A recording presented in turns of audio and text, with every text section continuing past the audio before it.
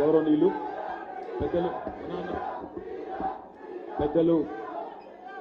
మన మల్కాజ్గిరి పార్లమెంట్ నియోజకవర్గ అభ్యర్థి సోదరులు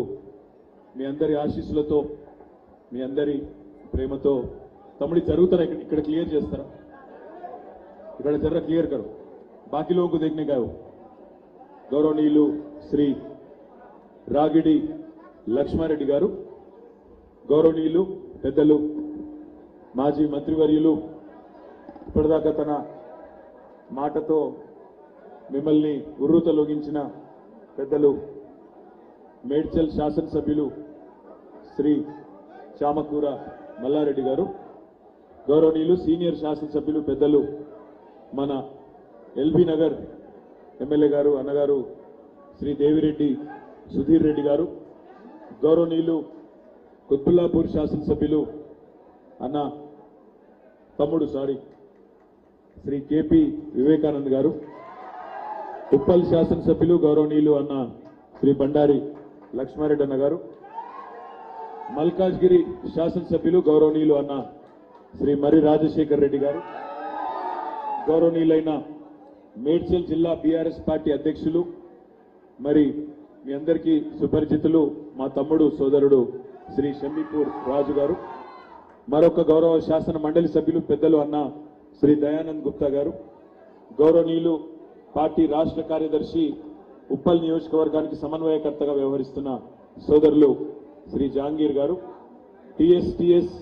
మాజీ అధ్యక్షులు తమ్ముడు పాటిమీది జగన్మోహన్ రావు గారు గౌరవనీయులు వీర్జాదిగూడ మేయర్ జక్కా వెంకటరెడ్డి గారు అదేవిధంగా వేదికపైన ఆసీనులైన నాయకులందరికీ వేదిక ముందున్న గౌరవనీయులైన వేదిక ముందున్న గౌరవనీయులైన మిత్రులకు మా సోదరి కాబోయే కంటోన్మెంట్ శాసనసభ్యురాలు సోదరి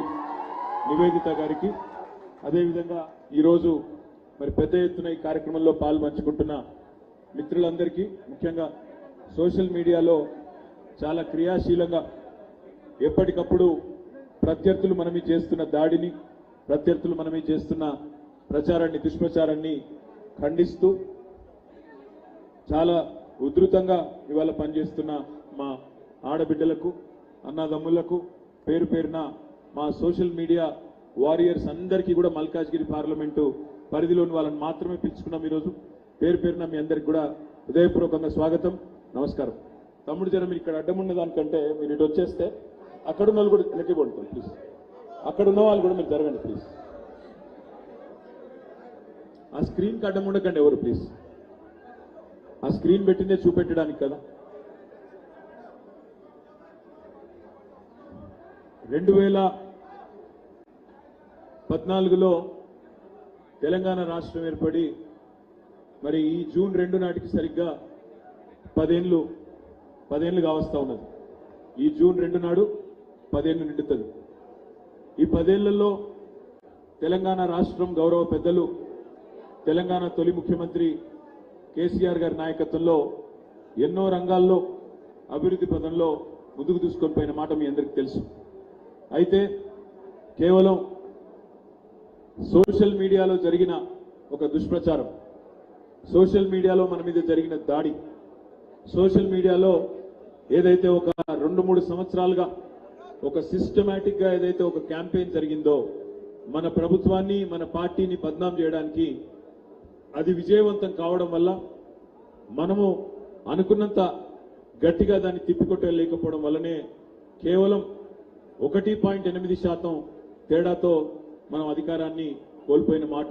నేను మీకు గుర్తు చేస్తా ఉన్నా 1.8% అంటే మీరందరూ కొద్దిగా జాగ్రత్తగా మనసుకు ఎక్కించుకుంటే పెద్దలు చెప్తా ఉంటారు ఎప్పుడు ఒక్కొక్క ఓటు కీలకం అని ఎట్లా కీలకం అంటే 1.8% అంటే కరెక్ట్గా ఎంత అంటే 1000కి 18 ఓట్లు 1018 ఓట్లు మాత్రమే అంటే మన హైదరాబాద్లోనేమో మనందరం గెలిచినాం హైదరాబాద్లో బ్రహ్మాండమైన మెజారిటీతోని ఇక్కడ కూర్చున్న ప్రతి ఒక్క శాసనసభ్యుడు అద్భుతంగా అఖండమైన మెజారిటీతోని హైదరాబాద్లో ఒక్క సీటు కూడా కాంగ్రెస్ పార్టీకి పోకుండా ఒకే ఒక్క సీటు మాత్రం బీజేపీకి పొరపాటున అది కూడా పోయింది కానీ లేకపోతే 24 సీట్లకు గాను 24కి 24లో మరి మనమే గెలిచిన పరిస్థితి. కానీ జిల్లాలలో మాత్రం మనం అనుకున్న ఫలితాన్ని సాధించలేకపోయినాం. కేవలం 1000కి 18 ఓట్ల వల్ల మాత్రమే తేడా వచ్చింది.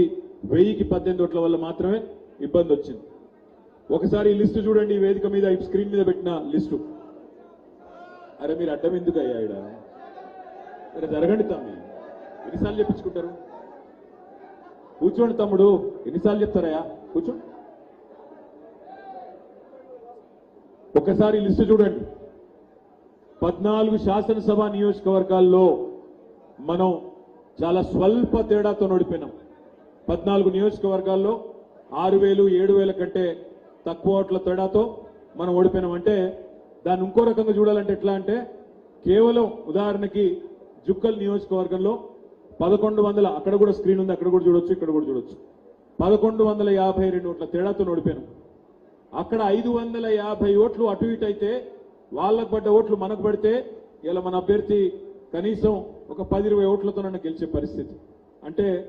ఒక జుక్కల్ నియోజకవర్గంలో 250 పోలింగ్ బూత్లుంటే ఒక్కొక్క పోలింగ్ బూత్ లో 2 ఓట్లు, 2 ఓట్లు మనకు అదనంగా పెరిగినా ఇవాళ జుక్కల్లో మనం గెలిచిండేటోళ్ళం. అట్లాగే బోధన్లో 3000 ఓట్లతో ఓడిపోయినాం. అక్కడ కూడా ఒక 300 బూతులు ఉన్నాయనుకుంటే ఒక్కొక్క పోలింగ్ బూత్ లో కనీసం 5 ఓట్లు కాంగ్రెస్ పడ్డ ఓట్లు మనకు మళ్ళీ ఉంటే అక్కడ కూడా మనం గెలిచేటోళ్ళం. అందుకే రేపు మల్కాజ్గిరి పార్లమెంట్ పరిధిలో కూడా దయచేసి మిత్రులు నేను అడిగేది ఏమంటే, జనరల్ గా మనకు అర్బన్ ఏరియాలో ముఖ్యంగా హైదరాబాద్ లో ఓటింగ్ శాతం తక్కువ అవుతుంది. మనం ఈసారి తీసుకోవాల్సిన జాగ్రత్త ఏంటంటే, మే 13 నాడు సోషల్ మీడియాలో మన వాళ్ళు ఎవరైతే గట్టిగా ప్రచారం చేసేటోళ్ళు ఉన్నారో వాళ్ళందరినీ తప్పకుండా విధిగా పోలింగ్ బూత్ కూడా తీసుకొచ్చే విధంగా, ఒక్కొక్క ఓటు కీలకమనే మాట వాళ్ళ నెత్తికెక్కే విధంగా ప్రచారం చేయవలసిన బాధ్యత కంటోన్మెంట్ లో